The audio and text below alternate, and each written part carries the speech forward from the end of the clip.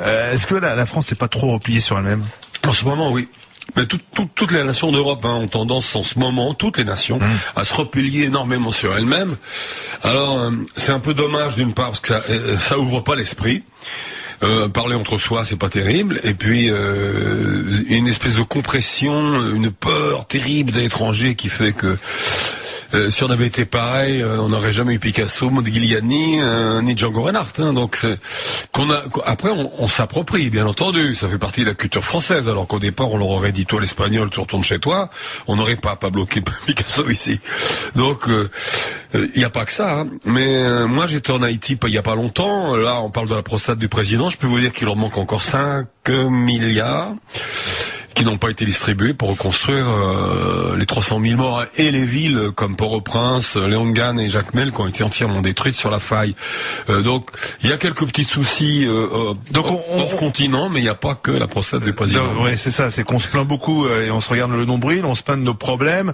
Il y en a en France des problèmes, il y a des gens qui souffrent, mais regardons un peu aussi ce qu'il y a autour. C'est intéressant. Oui, mais en regardant le pire, c'est bien pas mal. sûr. Oui. Non, c'est intéressant parce que d'une part, ça dépend comment je réagisse. Moi, j'ai fait, vous le verrez sans doute, un document de 52 minutes au mois de janvier, tout le mois, en tant que journaliste pour le coup, et poète en même temps. J'ai été à la rencontre des artistes, démunis des fois, qui avaient tout perdu, des peintres qui peignaient dans la rue, qui se posaient dans la rue, des gens qui refaisaient de la musique avec le peu de moyens qu'ils avaient, des gens qui écrivaient encore. J'ai trouvé une énergie. Alors, vous connaissez ça dans le pays, ici? En Haïti, en Haïti, d'accord. Ouais. Donc des gens qui sont bien plus défavorisés que nous, on peut pas dire le contraire, et qui arrivaient à recréer, à redonner des cours à des mômes qui, en dehors de leurs petites écoles, prenaient des cours de sculpture, de peinture dans les favelles.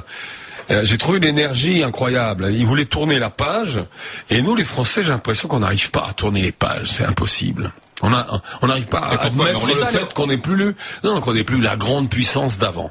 Il faudrait boire un bon coup et se dire bon, on se calme, on décide pas tout à la place de tout le monde, c'est faux. La France n'est plus un grand pays. Bien sûr. Mais pourtant, la France va intervenir en République centrafricaine, là, tiens. Oui, d'accord. Alors bon, ça c'est des accords militaires, je suppose. La Centrafrique, je connais bien. Ils savent pas où ils mettent les pieds. Je l'en dis tout de suite. Ça va pas être en fait. Non, ça va pas être simple. Ça va pas être simple. Et on n'est plus un grand pays, mais c'est dur de dire ça aussi. C'est vrai.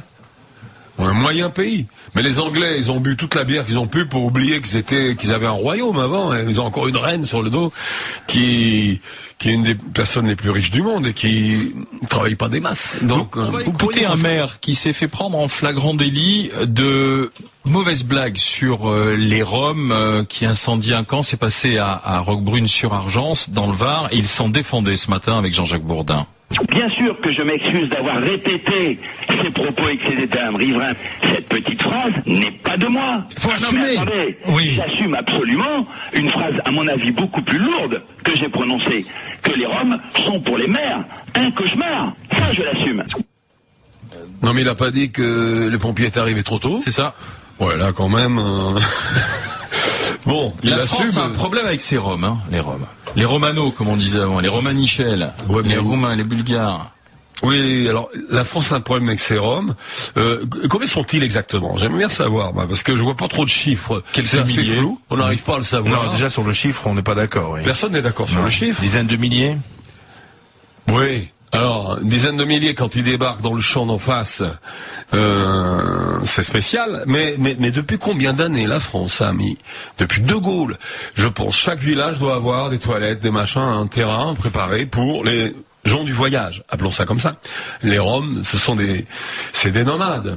Et les nomades ont toujours une mauvaise réputation, voleurs de poules, voleurs d'enfants, etc., etc.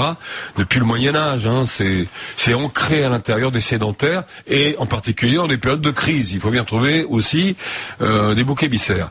Alors, moi, je vous chanterai un bout de chanson de Il existe auprès des écluses un bas quartier de bohémiens où la belle jeunesse s'use à démêler le tien du mien. C'est Aragon, ça. Oui, Louis Aragon. Je préfère vous répondre en poésie parce que c'est pas mal. Je suis pas au niveau du mec de la région PACA. Ils sont pas tous comme ça dans la région PACA, et heureusement. Mais là, il a été un peu fort, lui.